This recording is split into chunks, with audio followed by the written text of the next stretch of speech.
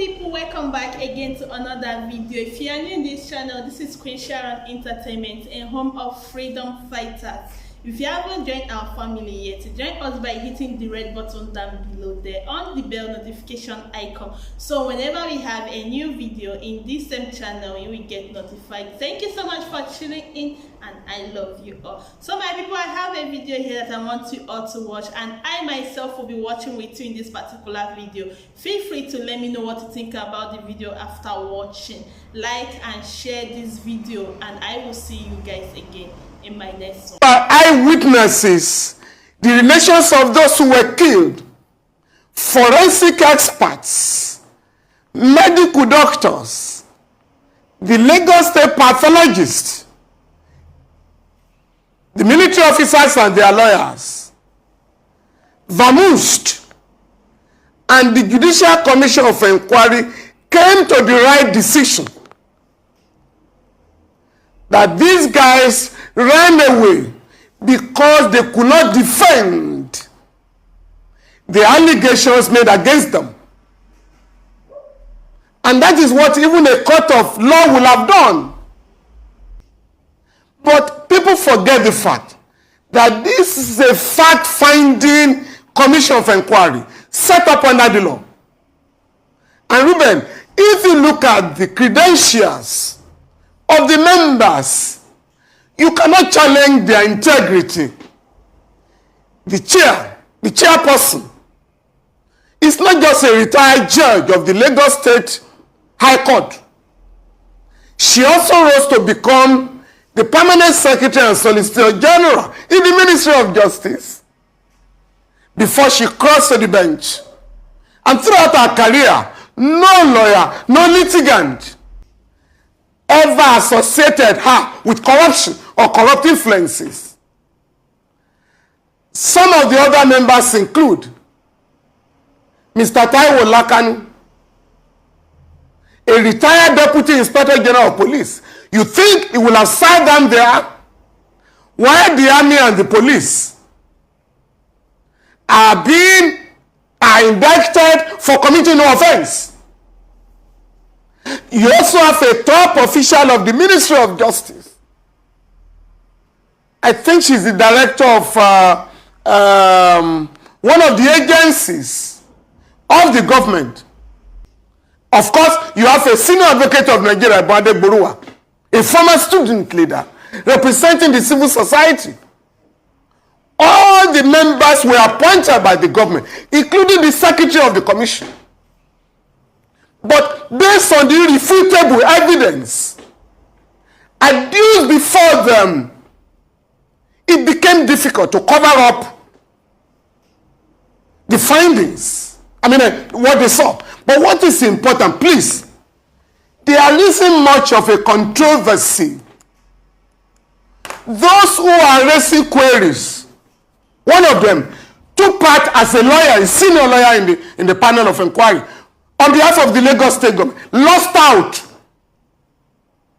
Now he's using his position in that panel as if he's speaking for the government of Lagos State. This is a former student leader who was part of the students in Nigeria that fought against police brutality as a student leader, not just an ordinary student. This lawyer was an activist in Ife. When 4 ABU students were massacred or killed in May 1986, I defended them. If you say your daughter was at the panel, at the protest ground, why did you not bring her to the Commission of Inquiry to give evidence to challenge or contradict the evidence of other eyewitnesses? So please, there isn't much of a controversy. What is happening, Ruben, is a dubious attempt to continue to cover up the atrocity that occurred on October 20 last year. But all they are saying, they are not denying the profound findings, the far-reaching recommendations. All they are saying is that, the number of those who died is not up to 9. How many died? Tell us. Didn't if the governor of Lagos State, Mr. Babajide Sanwo-Olu, before the commencement of the sittings of the panel, come out to tell the whole world that 2 people were killed. I also visited the hospitals to sympathize with those who were injured. Some of those who were injured came to the panel with their broken legs. Some of their legs have been amputated. For goodness sake, why are we trivializing a serious inquiry? Did anybody die? The chief pathologist of Lagos State gave evidence and said in 5 days, 99 bodies of human beings, 99 bodies of those who were killed were dumped in the various mortuaries in the morgue by security personnel, soldiers and policemen, and that in the early hours of the 21st, there was a cleanup exercise by LOMA, the Lagos State Waste Management Agency. That is the evidence. That has not been challenged. Well, Mr. Falano. I know somebody is now saying, pretends to be an intellectual. Oh, how could you have found expired shell at the venue when you claim that the place had been cleaned up? That is a genuine argument. Well, Mr. Falano. Because even after the visit of the panel to the local Cinco, government officials went there, including the Minister of Works, a former governor of the state, Mr. Fashola, Babatunde Fashola, a senior advocate of Nigeria, who said, I pick up a camera at the venue. So what are you talking about? Oh, well, Mr. Falano, the place had been cleaned up. Mr. Falano. Yes. I said there was a controversy that is controversial because if you look at it, AJ Owonikoko SAN, who is the counsel to the Lagos State government that you're referring to, alluded to the fact that there were at least 40 discrepancies in the report that is out there. Did he tell you the 40 discrepancies? No. Well, I think I saw a document in which he listed some of them. Then today, in this day newspaper. No, what are they? It hasn't listed 40 discrepancies. Well, today at page. It's a senior advocate of Nigeria. At pages 24 and 49 of this day newspaper today, a certain Dr. Abubakar Yekini, I think, at least 29 discrepancies in his own, objection. Now, on the other hand, you have Ebolu Adeburua, SAN, who is saying, look, if that report is not acted upon, he will release another report. Is there a problem of procedure here? With everybody coming up with their own reports, what is the exact report that the Lagos State government has in its possession? Is it normal for members of panel or third parties to come up with a report when the authority to put a white paper together rests with the state government? Well, with profound respect to some of these guys, the said Dr. Abubakar Yekini is a lecturer at the Lagos State University.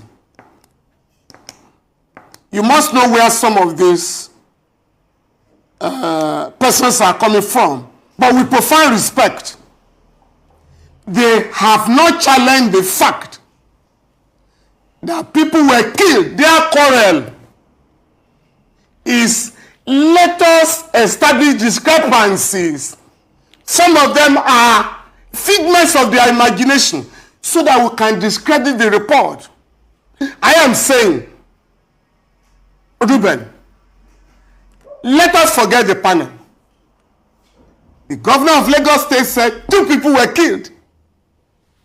The chief pathologist of the state said out of the 99 bodies, 3 were traced to Lekki toll gate.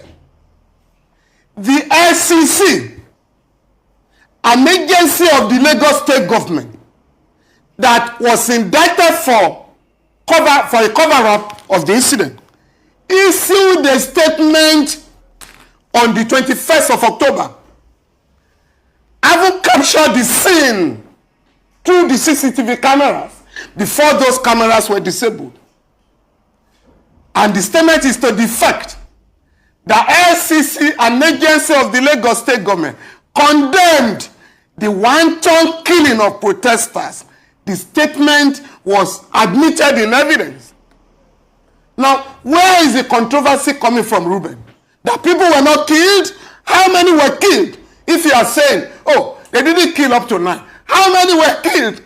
Ruben, in 1986, a vice chancellor was asked, the vice chancellor of ABU, Professor Angu Abdullahi. We understand some students were killed in your university. How many of them?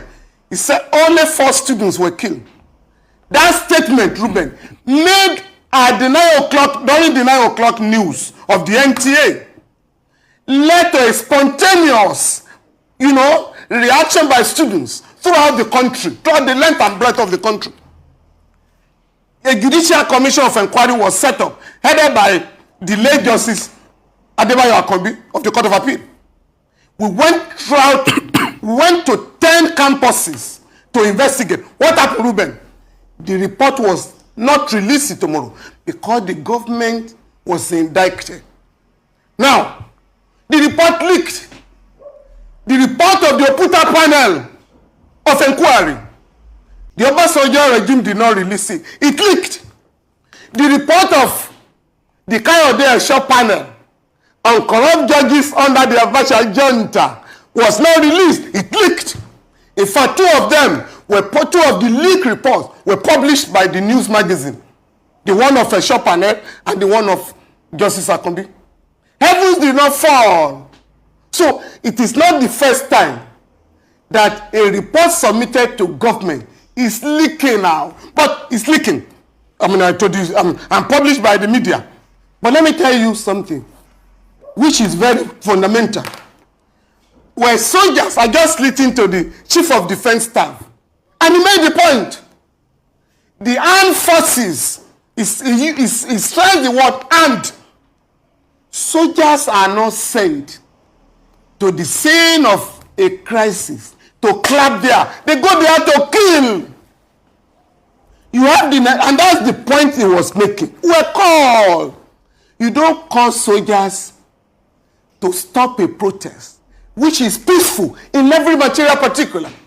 So, with soldiers, there are 3 judgments, Ruben, obtained by the APC government, APC, as a political party, when it was in opposition, where the Federal High Court and the Court of Appeal declare illegal the involvement of soldiers in civil matters like election, maintenance of law and order.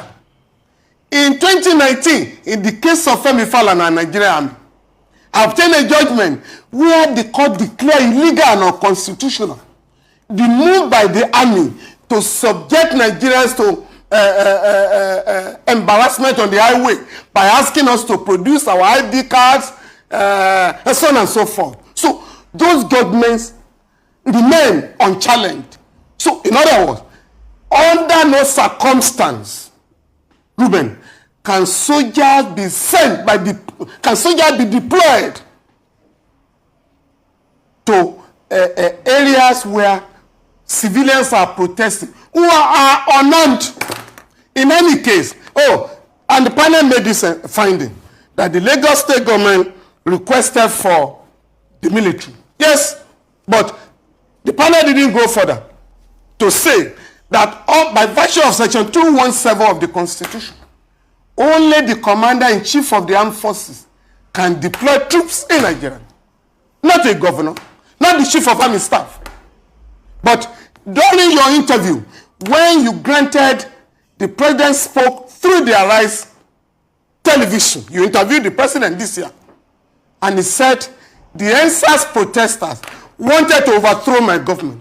For me, if you consider what happened seriously, and the disclosure by the president, the soldiers were sent there to kill so as not to overthrow the government. That was the rumor.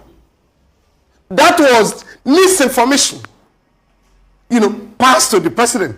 Hence, when the president gave a speech last year, a broadcast, he simply said, we have heard you loud and clear. We are attending to your demands. But the president was later told by those who wanted to justify the legal deployment of troops, they wanted to overthrow your government. In the case of the police, Ruben, there are two laws. The Electoral Act 2010 as amended in 2015 and the Police Establishment Act 2020 that have provided that during protest, the police shall provide security for the protesters.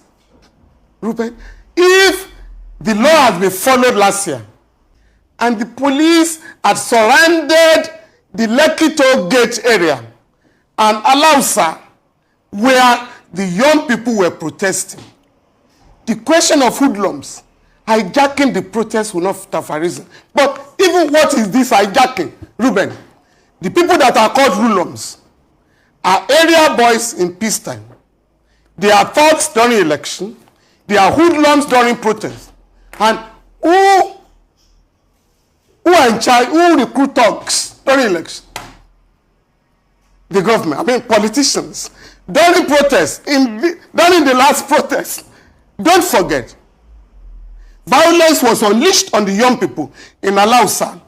Rented buses unleashed violence. In Abuja, the whole world saw thugs, armed thugs, shooting at protesters in broad daylight. You know what the young people did? They arrested some of them, handed them over to the police. The police did not prosecute them. So unfortunately, Ruben, other hoodlums and thugs saw a free reign for thuggery and violence. So they came out, engaged in the burning of houses, public and private buildings. They went to prison to set free their colleagues. And what happened? And they also killed, including policemen who were on duty. And the government turned around, hoodlums hijacked the protest. Who recruited the hoodlums? Please, let us not miss the point that the army has no business under the constitution to get involved in the maintenance of law and order. Secondly, that the police has a duty, the Nigerian police force has a duty to protect protesters so that they are not attacked by hoodlums, so that hoodlums will not hijack peaceful protest. That is the law. All these people are racing. Mr. Falano, aren't there extraordinary controversies have not addressed these very salient points? Anyway, Mr. Falano, aren't there extraordinary circumstances when the military can be called out in aid of civil force? Maybe that's what happened in this particular case. Under Section 217, yes, the police, the commander-in-chief of the armed forces, can deploy troops when it is evident that the civil authorities, in this case the police, can no longer maintain law and order. Are you saying, Ruben, that in a place where young people were singing national anthem, right, waving Nigerian flags, can you deploy troops to go and mow them down? No. That is not one of those cases where the military can be brought in. The military cannot be brought in to attack unarmed protesters, even during a war.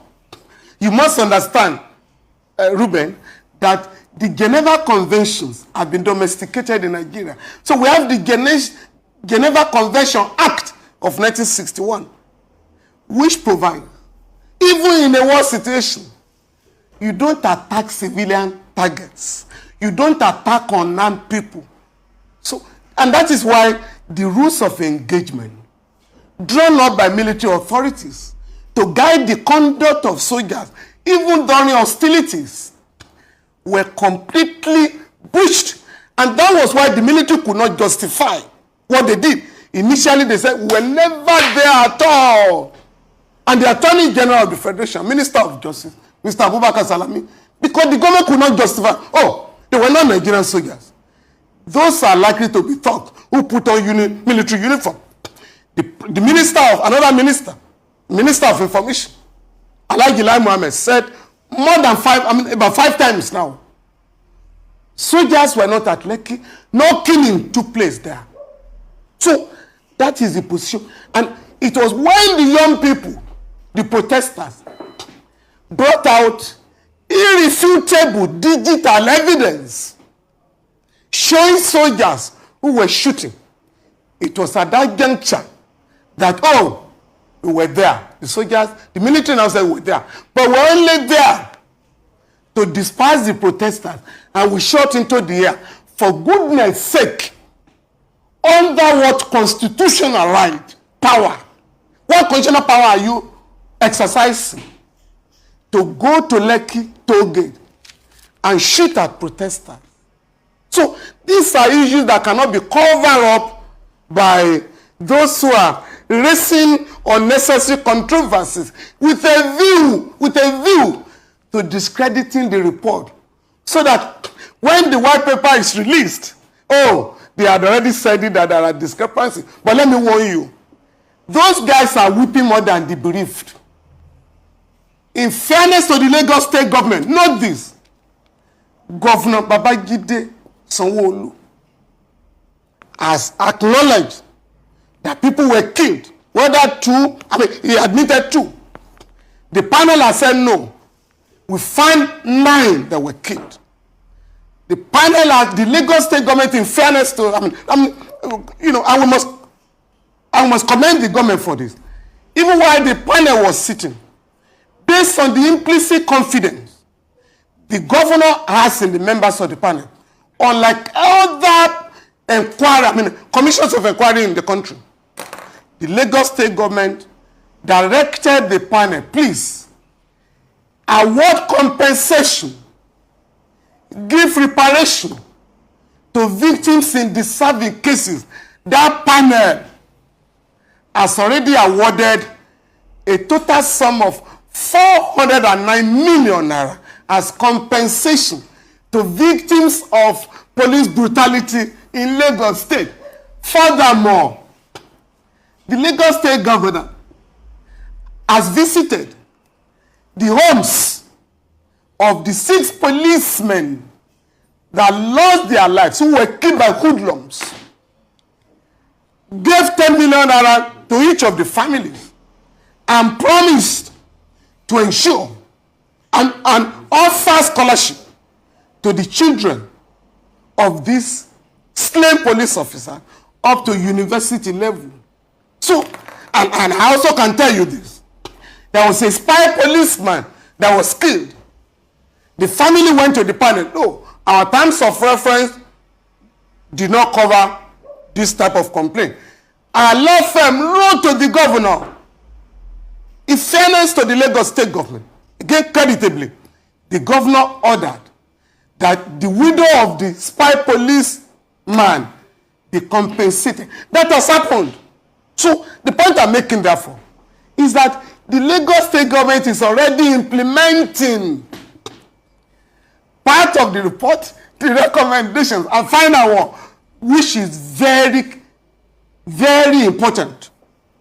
I did say publicly that the cause of the massacre at that time was because the police did not have canisters of tear gas.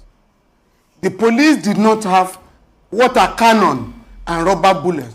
I can tell you today, and I'm happy, the Lagos state government has since acquired those crowd control measures. Since the incident of last year, only one person has been killed by a stray bullet at Toyota during the Yoruba Nation rally. And an inquiry is going on. We are representing the mother of the deceased at the coroner's inquest.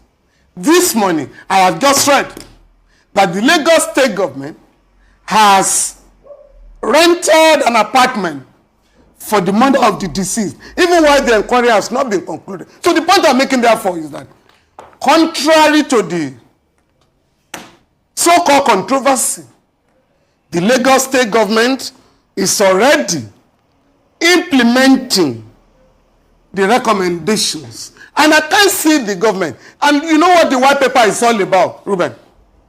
A white paper usually contains the directives of the government on the recommendations. The government does not, as a practice, release the report of judicial and administrative commissions of inquiry. That is not to justify the leakage of the report. But I have said, this is not the first time reports of inquiry have been leaked in Nigeria. It is to ensure that there is no cover-up by the government. That's all. No more, no less. Okay, Mr. Falano, it's good you brought up the point about the widow of the spy policeman who went to the panel, and she was told, well, you know, that did not include, it was not included in their terms of reference, because that was the last point. That was the last point raised by Dr. Yekini in his piece today in This Day, specifically at page 49. He said, look, the panel did not even spare a word for policemen who were slain, people who lost their loved ones within the security agencies.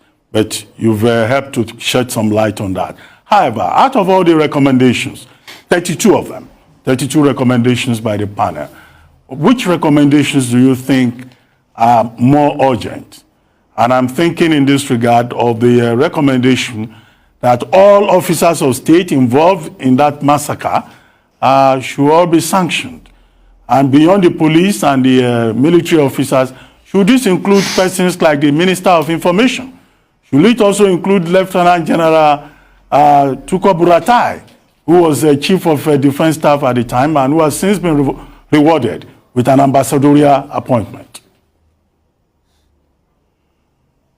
Well, as far as the law is concerned, the government is bound to restrict itself to the recommendations of the panel. I've read the report. There is nowhere any reference was made to the former immediate past Chief of Army Staff, General Buratai. It's likely to, very soon, is going to attend to the brutal killing of 348 people in Zaria between December 12 and 14, 2015, when, who were not only killed, they were given a secret burial in an unmarked grave. That is before the International Criminal Court. In this case, it depends on the way both the Lagos state government and the federal government handle the recommendations. If for any reason the recommendations of the panel are poo-pooed and nothing happens at the end of the day, that will not be the end of the matter. The ICC is there. And right now, Ruben, I'm involved in a number of cases of transitional justice in Africa. President Thomas Sankara, that was killed 34 years ago, and everybody had forgotten about it. Just last month, the trial of those who killed him, including ex-president Blaise Compaoré, commenced in Ouagadougou. In the case of President Yahya Jammeh, the human rights community, global human rights community, representatives just had a meeting in Banjul last week to get ourselves prepared for the release of the report of the Commission of Inquiry ongoing in that country. I'm sure you are aware President Charles Taylor is languishing in prison in Europe for crimes against humanity committed years ago in Sierra Leone and Liberia. Of course, ex-president Ismail Abre of Chad, who killed about 4,000 people, was convicted in Senegal and jailed, I think sentenced to life imprisonment. He passed on a few months ago. So there is no room for impunity when it comes to crimes against humanity, aggression, and other similar offenses. So whatever the government does with this report, I can assure you, there can be no cover-up any longer. And in this case, the white paper cannot, with profound respect to the members, vitiate or impugn or question the findings, because the panel members listen to the witnesses. So you can't sit down in the office of the government and be rubbishing the report. What the government is asked to do with respect to these recommendations, what do? If the government is not prepared to recommend prosecution, there is a right of private prosecution. So you can trust the NSAS protest movement. The NSAS movement has already set up a panel of lawyers, and they are working with the People's Alternative Political Movement to ensure that everybody recommended for prosecution is brought to book. Secondly, the panel could not complete the assignment because it was monumental. So out of 252 petitions, the panel was only able to deal with 186. So the panel has recommended that the government of Lagos State should set up a standing human rights committee to attend to these other petitions. And I'm sure that will be done because that recommendation is in line with the resolution of the National Economic Council, of which the governor of Lagos State is a member. That body said in each of the states, just like the National Human Rights Commission in Abuja, we should have a standing human rights committee. And so the committee is going to deal with the remaining petitions. So there is no way the government can abandon the recommendation. They are so fundamental. And in fairness to the governor, he has said, with the report of, the emergence of the white paper, proper healing will start. And you can't have proper healing if there is any attempt to cover up the findings of the panel. Okay, Mr. Falano, there are two other issues I'd like to bring up with you, also of national interest. Igbo leaders met with President Buhari a few days ago, and the main subject of discussion was the need to find a political solution to the continued trial of Nnamdi Kanu, leader of the indigenous peoples of Biafra. And the president said, well, he will look into the request.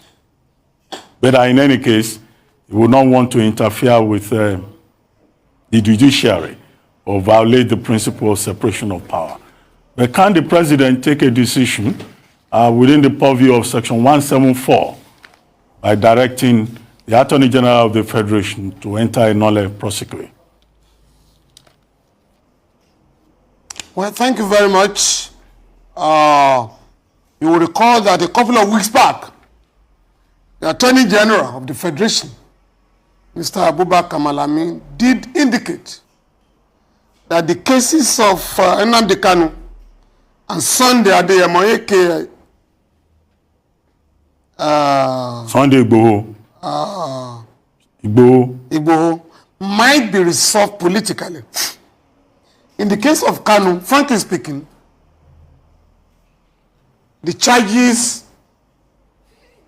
can hardly be proved. One of the counts is sedition. Sedition was pronounced illegal and unconstitutional in 1983 in the case of Arthur Nwankwo and the state. So I don't know, I can't see how some of those charges will stand in law. So the choice before the government is to have this matter resolved politically. In the case of Sunday Igboho, the government has not filed a request in the Benin court for his extradition. So I believe the government is also taking its time to resolve this matter politically. More so that the High Court in Oyo State has said that organizing rallies to demand for demand for self-determination is not illegal under our law. So I believe the government has no choice but to resolve these matters politically. Also, that the IPOB could be said to have extended the only branch to the government with respect to the gubernatorial election just concluded in Anambra State.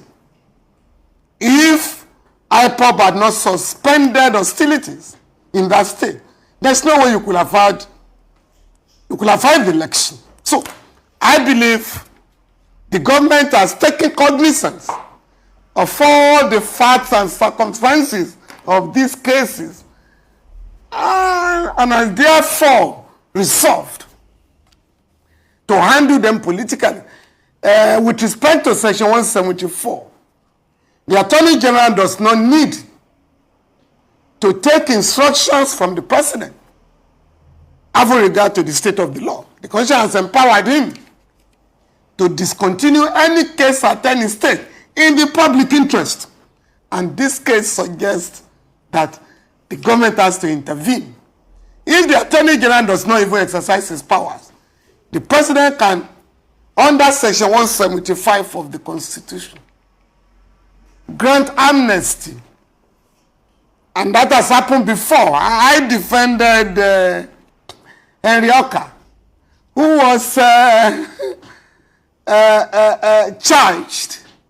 I think it was a 62-count charge. We raised a plenary objection against 59 of the 62-count charge. We won. The remaining 3, we also raised an objection. It was at that stage that the late President Umaru Yar'Adua asked for political resolution. And so that was how we resolved that case. And the guy, Henry Oka, was quite influential among the militants. So he was the one that went from one camp to the other to preach peace.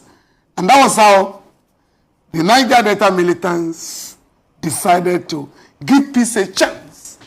I believe if the same approach is adopted by the government this time, we also can have a restoration of law and order in the southeast, in the southwest. But the government must be ready to engage and look at the circumstances that led these young people to declare a war against the neo-colonial state of Nigeria. So that's my own position on the matter. So the government has to move very speedily. Well, finally, Mr. Falana, we have just about 3 or 4 minutes to go. What do you think of Secretary of State, U.S. Secretary of State Antony Blinken's first visit to Africa? The shuttle from Kenya to Nigeria to Senegal, and with him telling the Nigerian authorities that the U.S. may have no option but to invoke the Leahy law against Nigeria. Should it be established that Nigeria is guilty? Thank you so much for watching that particular video. Feel free to let me know what you think about this video in the comment section below. Like and share this video, and I will see you again in my next one. Bye.